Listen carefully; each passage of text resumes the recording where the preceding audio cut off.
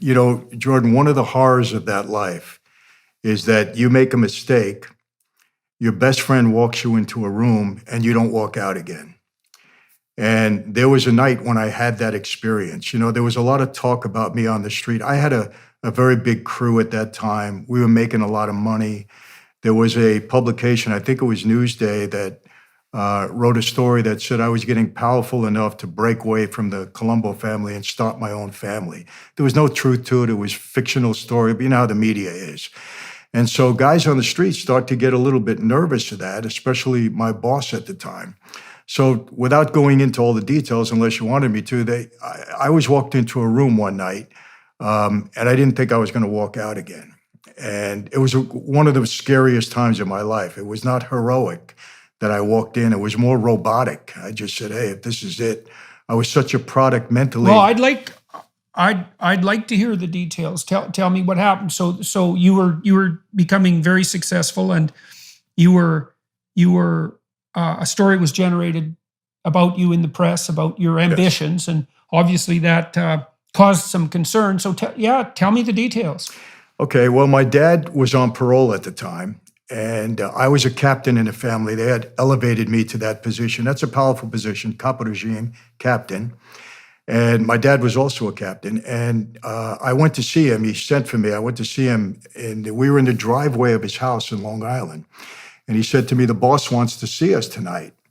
And because my dad was on parole and I had no record at the time, I drove him everywhere. I tried to shield him from people because he kept getting violated. So wherever he would travel, he would go with me. I'd keep people away from him. So I said, okay, what time do you want me to pick you up? Because we knew it had to be a covert meeting because the boss was also on parole and we couldn't all get together because there would have been a violation for the two of them. So he said, well, they want to do this differently. They want me to come in first and they want you to come in second. And I said, well, why do they want to do that? I said, no, we're not going to do that. You know the talk on the street. I said, we're not going to do that. Why would they separate us? I said, we'll go together. Long story short, it was the first time I really had an argument with my dad ever in my life because I always respected him. Even if I disagreed with him, I did it nicely. But he was very adamant, very insistent. He said, we had an order. We got to do it that way. I said, okay. So another captain in the family called me and he said, meet me in Brooklyn on 18th Avenue. And so I drove in from Long Island. I met him. I parked my car and I got into his car. Now, this is somebody I knew my whole life. He was another captain, equal rank with me. When I got in the car, in the passenger seat, there was somebody sitting behind me who I recognized, but I didn't know well. And I started to get a little like, what's going on here? And it was about a 15-minute drive to the house where we were meeting the boss at that time. And we had to do it covert to make sure nobody was following us. It was a summer day in August. And when we parked the car, we get out of the car, and it was about a 30-yard walk from the car down to the basement apartment where we had to go. And I get out of the car, and I start to walk, and the fella's name was Jimmy. Jimmy, I assumed, got behind me, and the other fella got out behind him. And this was a very bad setup, Jordan. I said, something is dramatically wrong here. I said, this is wrong. And when I think of this, I'm telling you, every time I think of it, it was that intense for me. I can hear like the crickets chirping, and I see these little lightning bugs that we had at the time in New York. And as I'm walking down there, I'm saying, this is bad. I may not walk out of this room. And I started to get very nervous, scared. Started praying. I wasn't a prayerful guy at that time, but I started praying. And I knew the setup, walking down those steps, that door opens, and it might be the last thing I ever see. I don't know how I didn't faint when the door opened. But anyway, we go in. I sit with the boss. My father wasn't there. And we go back and forth. And they were grilling me over money and all this stuff. And what happened, I started to get mad. I was getting angry. And I realized you don't ever get angry with the boss. That's a bad move. And I said, look, it looks like I'm walking out of here. Let me just keep my cool, which I did.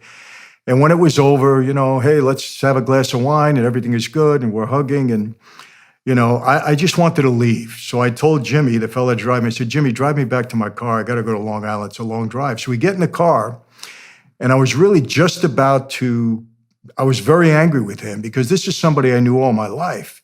And I wanted to tell him, why didn't you prepare me for this? This was serious.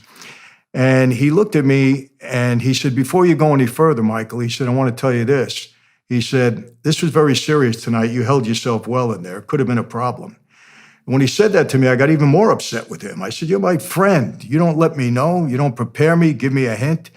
And he said, no.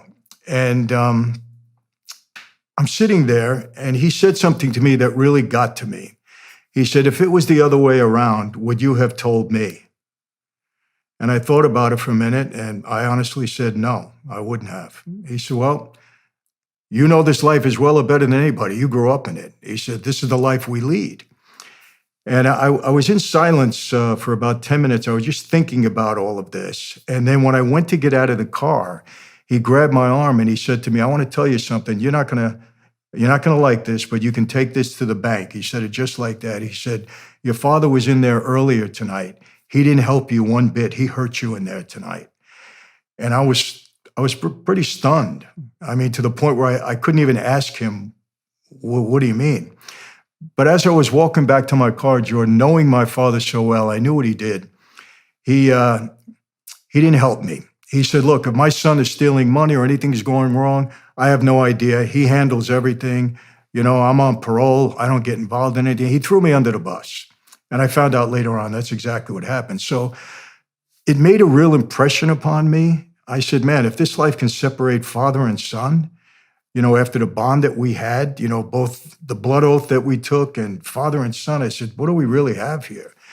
And it was 2 years later that I met my current wife, which was really my motivation for walking away. But I still say to myself, I wonder, and I'm not sure. I'm saying, if that incident never happened, would I ever have walked away? Because my dad had a very strong hold on me, as did the life. So Right. I don't know. I mean, I don't know if I would have ever walked Right. away.